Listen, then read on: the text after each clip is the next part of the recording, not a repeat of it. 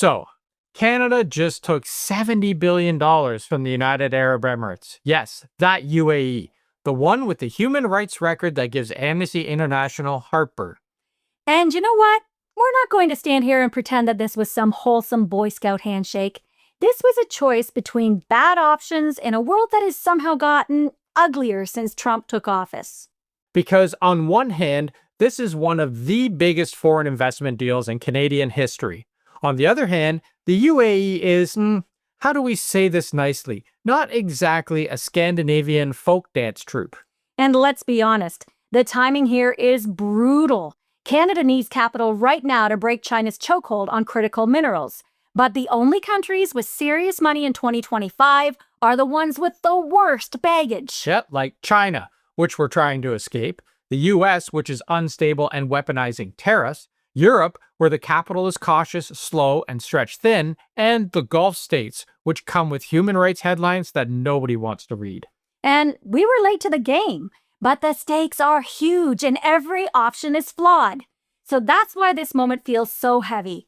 Canada is literally stuck between rocks and a hard place. We have the rocks, the resources, the geology jackpot, but the raw rocks are basically gravel until someone throws billions of dollars at them to turn them into battery-grade chemicals. Yep, billions that we didn't have. Billions the US won't give because their government is currently run by a man who giggles with Saudi princes and treats the global economy like a slot machine he kicks when it doesn't pay out.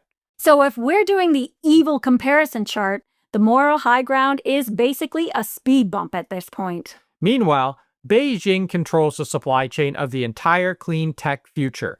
They've got our batteries, they've got our magnets, they've even got 98% of the gallium which we use for microchips. Gallium, a metal most Canadians assume is Pokemon. To really understand why Canada took this deal, let's lay out the part that the politicians never bother explaining. You have to look at the periodic table and then have a look at the map of China. Because every element that powers the modern world, lithium, cobalt, nickel, rare earths, gallium, the stuff inside your EV, your phone, your laptop, your wind turbine, China controls the processing for almost all of it. You can dig all the minerals you want out of Canadian soil, but until you can refine them here, China owns your future. Because for 20 years, while the West was outsourcing everything difficult, dirty, or expensive, Beijing was playing the long game. Not just buying the mines, but buying the whole supply chain. And here's the part that nobody talks about. They beat us. They won the race before we even laced up our skates. So picture this. Canada has the dirt, the minerals, a resource map that looks like Mother Nature handed us a cheat code. But we have no refineries, no processing plants, and no ability to turn that dirt into anything worth $1. And without processing, you don't get batteries, you don't get EVs, you don't get wind turbines, you don't get the clean tech future. And that's why this moment is so uncomfortable. Because Canada isn't just taking money, Canada is trying to escape a chokehold, one that we helped build by ignoring this problem for 2 straight decades. The mineral war isn't theoretical anymore. China controls processing, the US is busy bombing fishing boats, and Europe is tied up managing its own wars, energy shocks, and political fragmentation. And that's the ugly truth. In 2025, the only investors with serious cash are authoritarian petrostates, and Mark Carney just grabbed the least radioactive one. Because here's the thing. If Carney doesn't build jobs immediately, I mean real ones, not gig economy like flipping burgers or delivering packages, Canadians will revolt.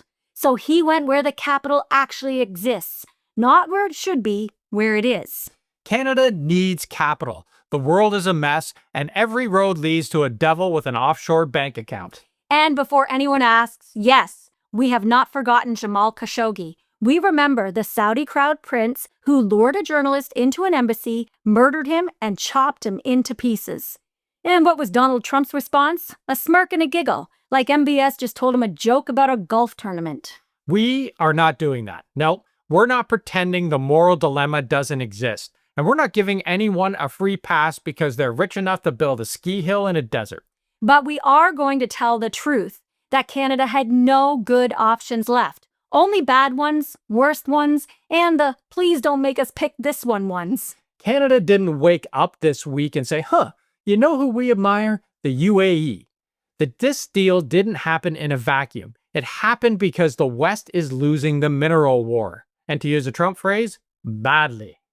And I know mineral war sounds like something fought by hobbits in a Tolkien novel, but this is real. Lithium, cobalt, nickel, gallium, rare earths, the ingredients of modern life. And right now, China doesn't just hold an advantage, they run the entire assembly line. From the moment the ore leaves the ground to the second it becomes the guts of an EV battery or a microchip, China is the only country with its hands on every single step. They built a supply chain and then they locked the doors behind them.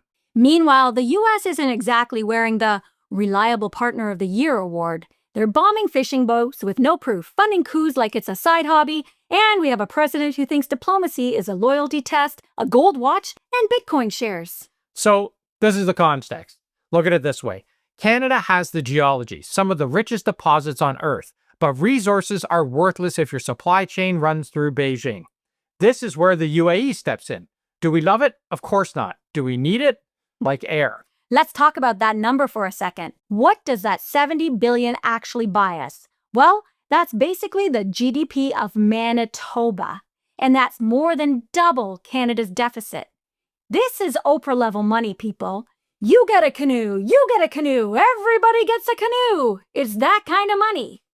But the key is the 1 billion that's earmarked for critical minerals processing. That's the game changer. Right now, we dig rocks out of the ground and China makes all the money refining them. It's the same old Canadian trap. We ship out the raw stuff like we're running a 19th century trading post, and everyone else builds the actual wealth. We ship logs, they build the furniture. We ship crude, they refine it into gasoline. We dig nickel, they turn it into batteries. We have the resources, they get the profits. Processing is where the value lives. Processing is where the jobs are. Processing is where sovereignty comes from. Think of Thunder Bay, Val d'Or, or Sudbury. Hey, which we just visited this summer, and it's awesome, by the way. Check out our video right here or in the links. It's changed a lot. All of these places could become the beating heart of the next industrial revolution. It's not the same communities that were mooring factories that vanished 20 years ago. The UAE sees the world changing. Oil won't save them forever, so they're buying influence in AI, logistics, energy, minerals, while the US is being run by a man who slaps tariffs on allies like he's playing whack-a-mole. And that's the world that Canada has to navigate. Unstable partners on one side, authoritarian capital on the other. Which brings us to the very uncomfortable part. The part that nobody wants to talk about, but we all have to. The UAE's human rights record is awful. Ranked 119th out of 167 countries on the Democracy Index, 0 out of 10 on elections, and 2.6 on civil liberties. That's authoritarian territory. Just to put that into perspective, Canada sits around 9 out of 10. We have free press, independent courts, actual elections. And that's just the score. The real-world record is even harder to swallow. The UAE has been accused of supplying weapons to the RSF militia in Sudan, the same militia responsible for some of the worst atrocities in that civil war.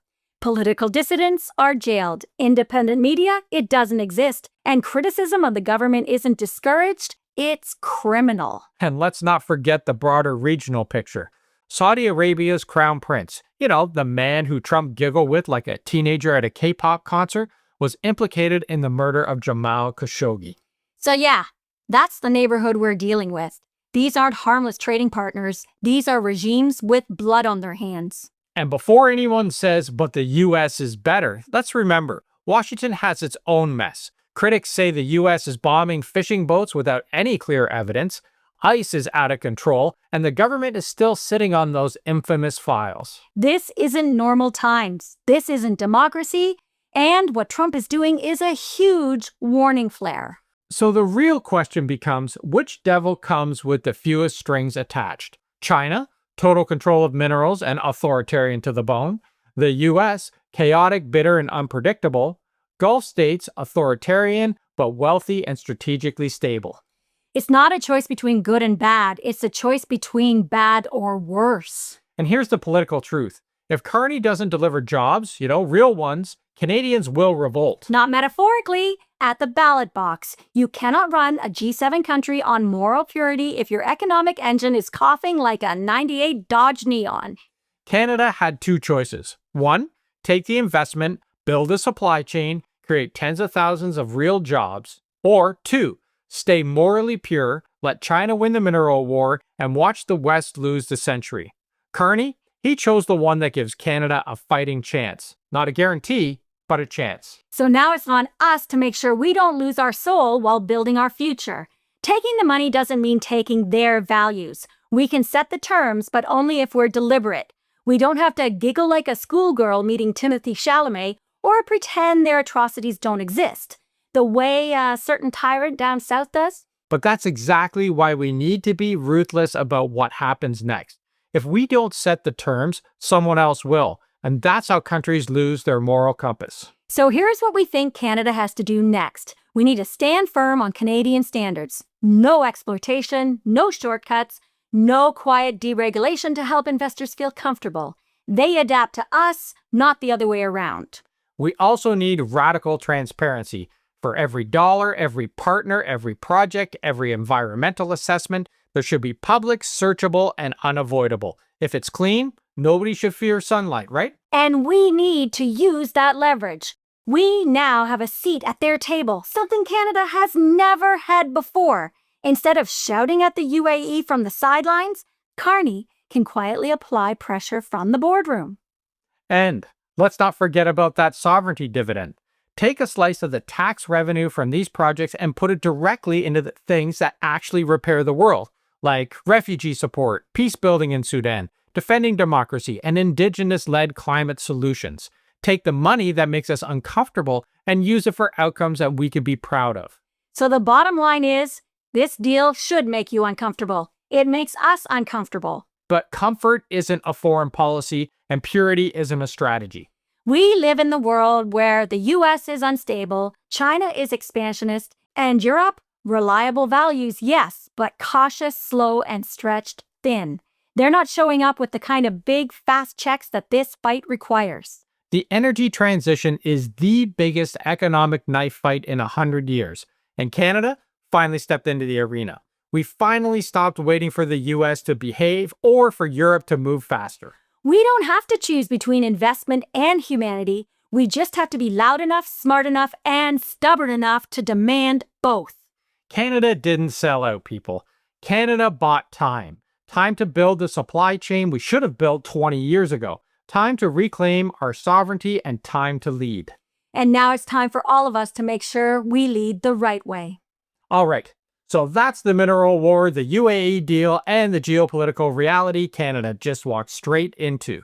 It's messy, it's uncomfortable, but it's our fight now, and we better fight it on our terms. And speaking of fighting on our terms, we've got an early Black Friday sale happening right now on our merch. 15% off everything, including the brand new Maple Mega Detector. Vive la Canada! And keep calm and Carney on designs. Grab one before they vanish faster than a Trump cabinet turnover. And don't forget, hit subscribe, smash that like, and tap that bell. And if you want the spicy, unfiltered version of all this, then go read our Substack. It's sassy, it's smart, and it's the only newsletter that pairs geopolitics with Canadian sarcasm at Olympic levels. And finally, share this video with someone who needs a little dose of reality, or a reminder that Canada isn't rolling over for anyone.